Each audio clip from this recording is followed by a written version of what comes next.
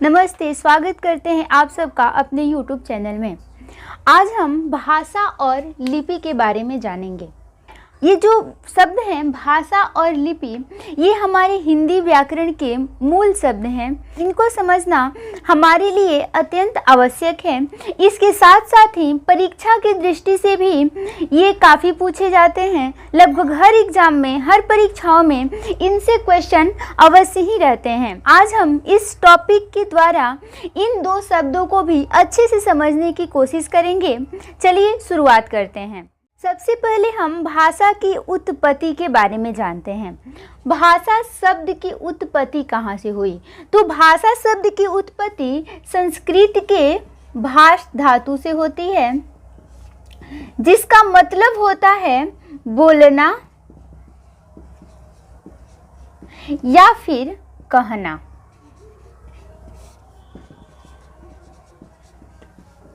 जिसके द्वारा हम अपने विचारों की अभिव्यक्ति करेंगे, उसे ही हम भाषा कहेंगे। अब चलते हैं हम भाषा के शाब्दिक परिभाषा पर। तो जिन ध्वनि संकेतों के द्वारा हम अपने विचारों को प्रकट करते हैं, उसे भाषा कहेंगे। भाषा की उत्पत्ति तो हम जान लिए कि ये संस्कृत से आया है और भाष धातु से बना है। अब जब हम इसकी परिभाषा की ओर बढ़ते हैं, तो प्राचीन काल से ही इसको परिभाषित करने की कोशिश की जाती रही है। अलग अलग दार्शनिकों ने अपने मंतव्य के अनुसार भाषा को परिभाषित करने का कोशिश किया है, जिसमें प्लेटो एक दार्शनिक भाषा को परिभाषित करते हुए बताते हैं कि विचार हमारे आत्मा की मूक और अध्वन्यात्मक अभिव्यक्ति है। यानी विचार हमारे आत्मा में होता है, हमारे मन में होता है, और उसी विचार को जब हम ध्वन्यात्मक रूप देकर अपने होठों पर प्रकट करते हैं, तो उसे भाषा कहेंगे। ये विचार हम महान दार्शनिक प्लूटो का रहा है। इसके अलावा एक दूसरे दार्शनिक स्वीट मानते हैं कि ध्वन्यात्मक शब्दों द्वारा विचारों का निरूपण ही भाषा है।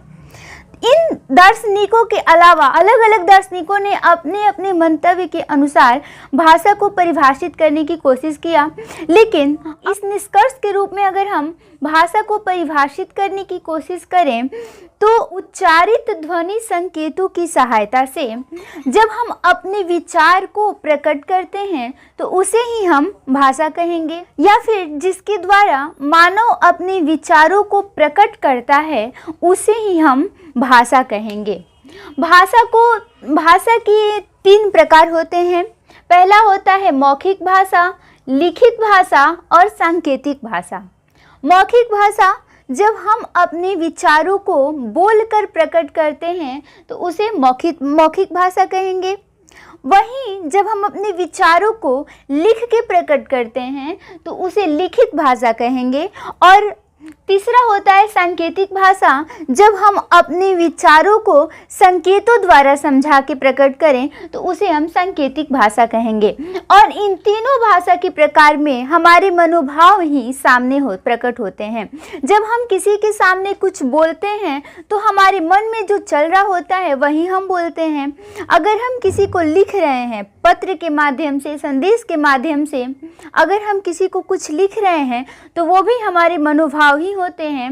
और अगर संकेतों द्वारा हम किसी को कुछ समझाने की कोशिश करते हैं, तो वो भी हमारे मनोभाव होते हैं। तो इस प्रकार भाषा को 3 भागों में बांटा गया है: मौखिक भाषा, लिखित भाषा और सांकेतिक भाषा।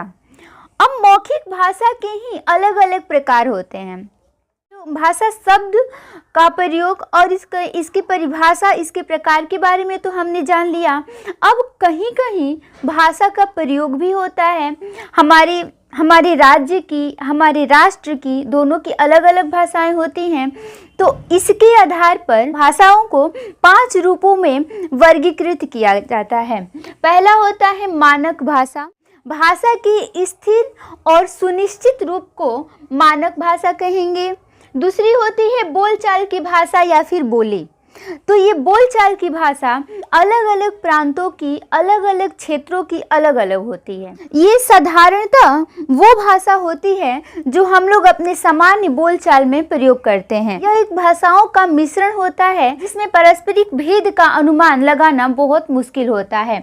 तो हो गई बोलचाल की भाषा। तीसरी भाषा है संपर्क भाषा। तो जिस भाषा के माध्यम से दो व्यक्ति आपस में, दो राज्य आपस में और दो देश आपस में अपना संपर्क स्थापित करते हैं तो उसे हम संपर्क भाषा कहते हैं। राजभाषा, जिस भाषा में सरकार के कार्यों का निष्पादन होता है उसे राजभाषा कहेंगे। अगली और अंतिम भाषा का रूप है राष्ट्रभाषा। तो देश के विभिन्न भाषा भाषियों में अपने विचारों का आदान प्रदान जिस भाषा में होता है उसे ही हम राष्ट्रभाषा कहते हैं। हमारी राष्ट्रभाषा हिंदी है, ये हम सभी जानते हैं। चलिए अब हम अपनी दूसरी बिंदु लिपि को समझते हैं। जब हम लिखित भाषा को व्यक्त करते हैं तो उसे व्यक्त करने के लिए हम कुछ वर्ण चिन्हों का प्रयोग करते हैं। उनके लिए ही हम लिपि का उपयोग करते हैं। जब हम अगर लिपि के हम शाब्दिक अर्थ की ओर चलें तो किसी भी भाषा की लिखावट या फिर लिखने के ढंग को ही लिपि कहा जाता है। कभी कभी भाषा और लिपि से प्रश्न भी आते हैं हमारे परीक्षाओं में कि भाषा और लिपि क्या है। तो देखिए, ये दो चीज़ें, भाषा और लिपि, ये दो अलग अलग चीज़ें हैं। जब हम भाषा की बात करें तो पूरे संसार में लगभग हजारों प्रकार की भाषाएं बोली जाती हैं, लेकिन जब हम लिपि की बात करें तो सिर्फ 2 दर्जन लिपि ही हैं जो पूरे संसार में उपयोग की जाती है। तो अब अगर हमारे एग्ज़ाम में आते हैं कि भाषा और लिपि क्या है तो हमारा उत्तर होना चाहिए कि भाषा और लिपि 2 अलग अलग चीज़ें हैं। अगर हम सामान्य तरह से सोचें तो भाषाएं तो अब बहुत प्रकार की हैं। जिस क्षेत्र में हम जाएंगे उस क्षेत्र की भाषा अलग होती है। जिस राज्य में हम जाएं तो राज्य की भी भाषा अलग होती है। अगर हम अपने राष्ट्र से किसी दूसरे राष्ट्र में जाते हैं तो वहाँ भी भाषाओं का अंतर हमें देखने को मिलता है। लेकिन इस प्रकार अगर हम अंतर को देखें तो इन पूरे अंतर को मिला के, इन पूरी भाषाओं को लेके हमारे पूरे संसार में हजारों भाषाएं बोली जाती हैं।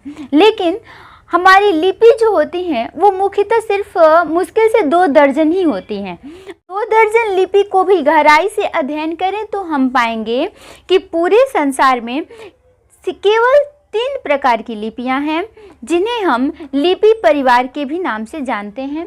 इसमें पहली होती है चित्रलिपि, आइडियोग्राफिक स्क्रिप्ट्स। इसमें क्या होता है, हम लोग जैसे हिंदी में जब हम देवनागरी भाषा लिखते हैं तो हम वर्णों की सहायता से अपने विचार को स्पष्ट करते हैं। इसमें अलग अलग वर्ण चिन्हों का प्रयोग किया जाता है।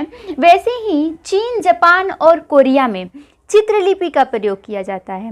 चित्रलिपि हर एक वर्ण के लिए एक अलग चित्र, हर एक शब्द के लिए एक अलग अलग चित्रों का प्रयोग होता है, तो उसे हम चित्रलिपि कहेंगे, जिसका प्रयोग चीन, जापान और कोरिया में किया जाता है। दूसरी आती है ब्राह्मी से उत्पन्न लिपियाँ। तो अब हम सब समझते हैं ये ब्राह्मी क्या है। हमारे सामने एक प्रश्न उपस्थित होता है ब्राह्मी। तो एक पौराणिक कथा के अनुसार हम मानते हैं कि ब्राह्मी लिपि का आविष्कार भगवान ब्रह्मा के द्वारा किया गया था। यानी जो लिपियाँ ब्राह्मी से उत्पन्न लिपि की श्रेणी में आती है उनका आविष्कार हम मानते हैं कि भगवान ब्रह्मा ने किया था। तो ब्राह्मी लिपि से उत्पन्न लिपि में देवनागरी लिपि आती है जो हमारी हिंदी की लिपि है। इसके अलावा दक्षिण एशिया और दक्षिण पूर्व एशिया में प्रयुक्त लिपियाँ ब्राह्मी से उत्पन्न लिपियों की श्रेणी में आती है। तीसरी और सबसे अंतिम लिपि परिवार है फोनेशियन। फोनेशियन लिपि परिवार में यूरोप, मध्य एशिया और उत्तरी अफ्रीका की लिपियां आती हैं। तो इस प्रकार पूरे संसार में केवल 3 तरह की लिपि परिवार होते हैं, चित्रलिपि, ब्राह्मी से उत्पन्न लिपि और फोनेशियन।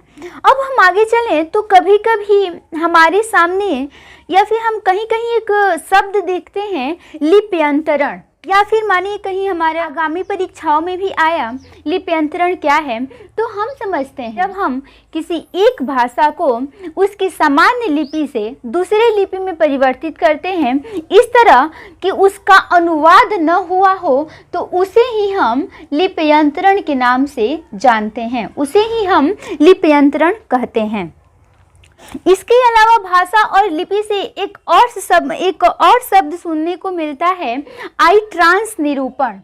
आई ट्रांस निरूपण एक ऐसी पद्धति है जिस पद्धति के द्वारा देवनागरी लिपि को रोमन या फिर लैटिन लिपि में परिवर्तित किया जाता है। यह एक अक्षत पद्धति है जिसका कभी नाश नहीं हो सकता। इसके अलावा आजकल कई ऐसे कंप्यूटर प्रोग्राम पाए जाते हैं जिनके द्वारा देवनागरी लिपि को संसार की अलग अलग भाषाओं में निरूपित किया जाता है। आशा करते हैं हमारी आज की वीडियो से आप लोग भाषा और लिपि को से अच्छी तरह परिचित हो चुके होंगे। और ये दो शब्द भाषा और लिपि ऐसे हैं जो लगभग हर परीक्षाओं में बार बार पूछे जाते हैं। आज के लिए इतना ही। हाजिर होते हैं आप सबके सामने एक नए वीडियो के साथ। अगर आप लोगों को हमारी वीडियो अच्छी लगे तो इसे लाइक करें, शेयर करें। साथ ही साथ हमसे जुड़े रहने के लिए आप हमारे चैनल को सब्सक्राइब करें और बेल आइकन को ज़रूर प्रेस करें। धन्यवाद।